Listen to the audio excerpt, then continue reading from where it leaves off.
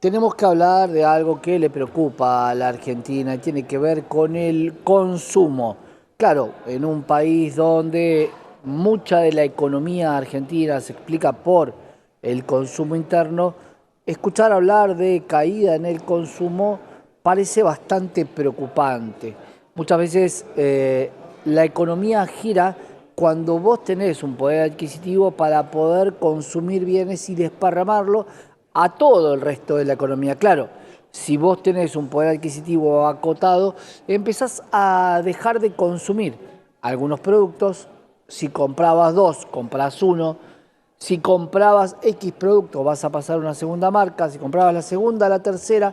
Y todo va a tener que achicarse, y esto por supuesto se resiente en los locales donde se compran los alimentos sobre todo. Vamos a hablar con Leonardo Alanís de la consultora Sentia acerca de qué está pasando con el consumo, si esto que nosotros percibimos es ser agorero de una economía argentina o es una realidad. Leonardo, ¿cómo estás? Hola, buenas tardes. Estoy con algunos problemas de sonido. Estoy escuchando el fondo de la producción y te estoy escuchando a vos. Bien, Ahora, contame ahora sí. qué encontraste en el informe de esto que nosotros decimos, si es una realidad o es ser agorero de una economía que no estaría funcionando en este momento. Bueno, justo lo que pude escuchar de lo que decías antes, yo te diría que es un poco complejo de analizar la situación que está sucediendo hoy, básicamente porque cuando vemos esos números negativos profundos que preocupan, esos doble dígitos, principalmente la causa está parte, por supuesto, en lo que estamos viviendo hoy, con lo que decías vos de pérdida de poder adquisitivo, que si bien lentamente se va recomponiendo, todavía tiene alguna deuda, pero la principal variable que te explique esa caída es el consumo, si querés, acelerado del segundo semestre del año pasado.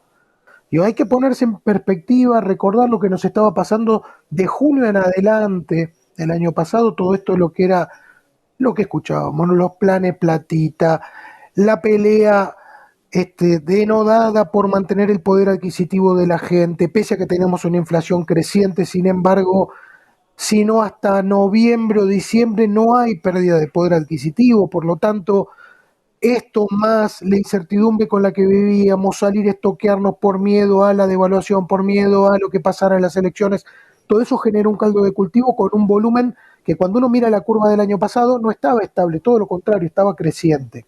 Entonces, a partir de ahora nos vamos a empezar a, ya veníamos, por supuesto, claro está que estamos en una contracción de consumo, pero se va a empezar a ver o se está viendo un poquito exacerbada precisamente por eso, porque te estás comparando contra picos que hubo en el 2023 en el año pasado.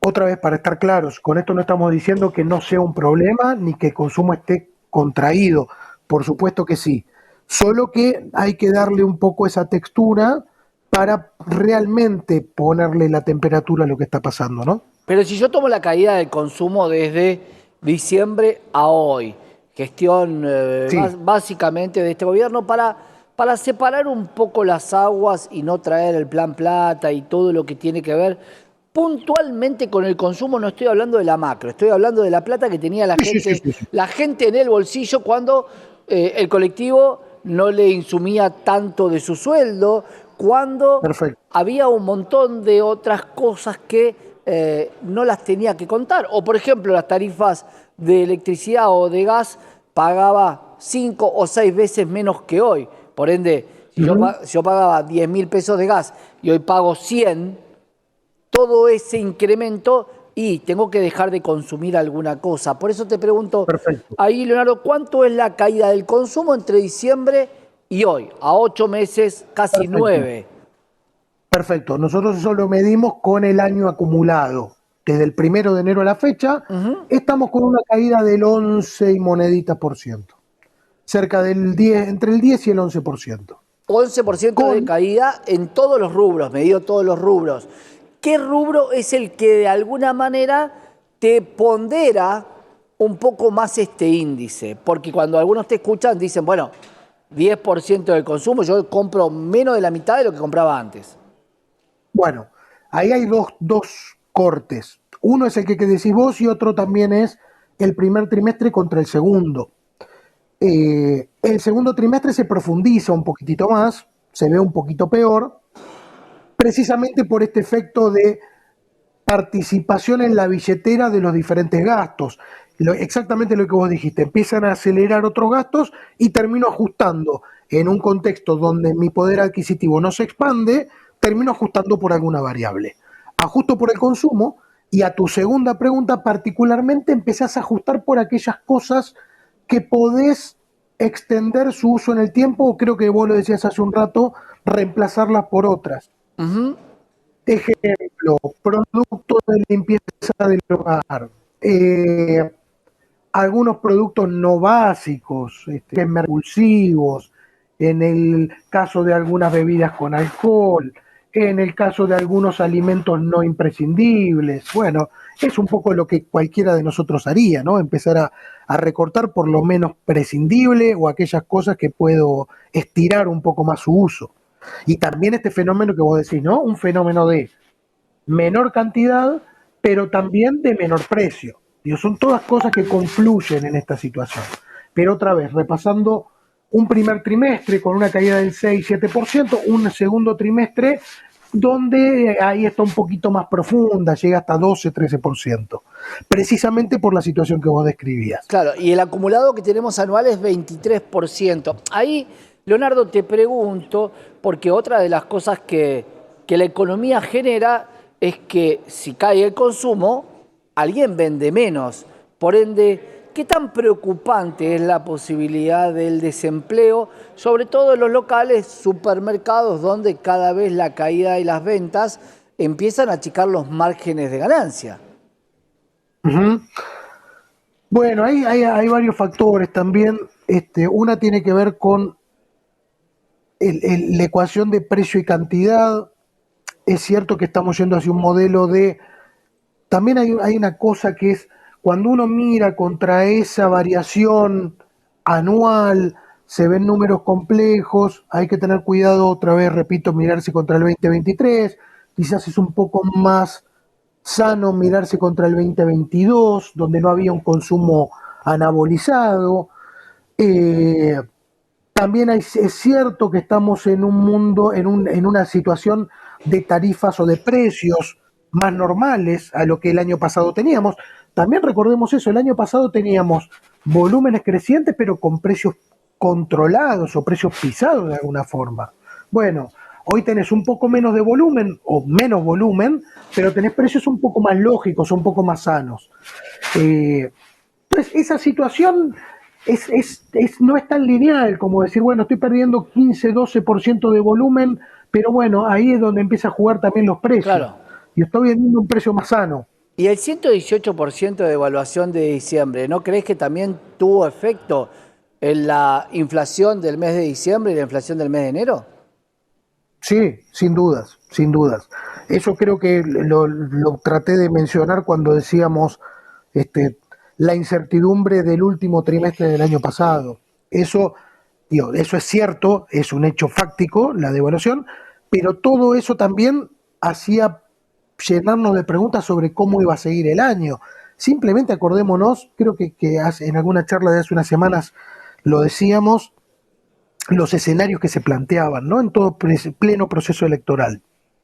Que si no hacíamos nada, la inflación del año siguiente iba a ser del 300% por lo menos, que íbamos a ir a un modelo de dolarización, a un tipo de cambio, yo he llegado a escuchar 6.000 a 1, 3.000 a 1, se han escuchado muchas cosas. Yo creo que también es a medida que van pasando los meses y vamos teniendo como un poco más de visibilidad, y esto va más de mi parte, quizás hasta un poco más de confianza y de transparencia sobre lo que puede llegar a venir, eso también contribuye a dar cierta tranquilidad.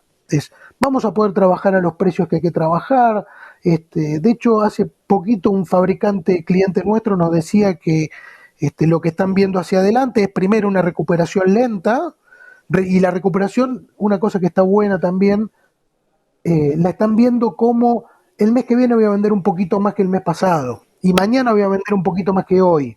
Bueno, Claro, eso se ve, Pero es P por Q. será lo... Pero cuidado porque es P por Q. Vas a vender más barato. Es lo que le pasa a la Argentina. Exportó 12% más de carne este año. Sin embargo, cuando lo mido en billetes constantes, es el mismo Sí, monto. Porque cuidado claro. que vos hoy encontrás ofertas de carne, de productos donde hay que vender sí o sí, y estás vendiendo muy por debajo de lo que vos querías vender. O sea, es claro el Sí, P por Q, vas a vender mucho más, pero en definitiva a las arcas te va a entrar mucho menos.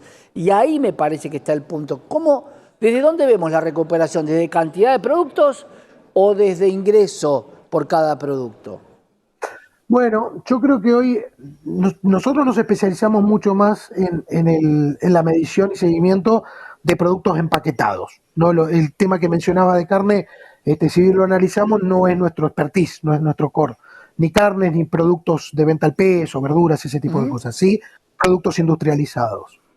Donde encontramos que los precios, después de muchos vaivenes durante el primer trimestre y el segundo, hoy están bastante acomodados respecto al IPC. Digo, también forman parte del IPC, ¿no? Es como una trampa aritmética, pero están bastante más lógicos al Ujú. retraso que se podía ver al principio del año pasado o en el pleno pico de crecimiento de volumen. Hoy están más sanos, hasta con espacio también para empezar a trabajar dinámicas y ofertas. Y el P, eso es respecto del P. Y el Q, de alguna forma, está empezando a venir. Yo te diría que en los últimos 2, 3 meses, otra vez, todo lo que charlamos al principio de las Ujú. variaciones contra el año pasado es un hecho y es irrefutable. Lo que tampoco es irrefutable es que vos tengas compañías que, esto que decimos, ¿no? Y que empiecen a ver alguna cosita interesante, empiecen a evaluar oportunidades, mirando que el mes que viene puede ser un poco mejor que el mes anterior. Bueno, es de alguna forma una visión positiva, algo positivo hay para ver dentro de este contexto, ¿no? Claro, ahí te lo pregunto porque muchas veces se plantea esto de que hoy está todo mucho más calmo, pero después de una tormenta, por supuesto que está calmo, el viento no sopla más, la lluvia no cae más, pero lo que destruyó, lo destruyó. No estamos en las Sí, mismas condiciones que antes que la tormenta. Por eso digo, exacto. ¿qué va a pasar con el daño que se le generó a los supermercados, los comercios, para que hoy estemos tranquilos? Si el precio que se pagó es un precio acorde a la tranquilidad que hoy se va a vivir con una baja en la inflación. Digo, si la recesión va de la mano de una inflación mucho más moderada.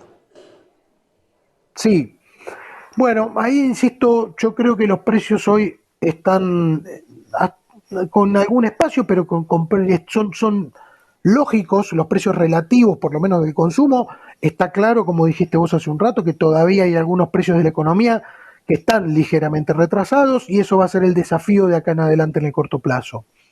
Respecto del daño, lo que vemos contra otras crisis pasadas es que probablemente un control, cierto control de daños por haber sucedido en tan corto plazo y tan profundamente, eh, no daña tanto. Digo, por favor entiéndame bien con esto.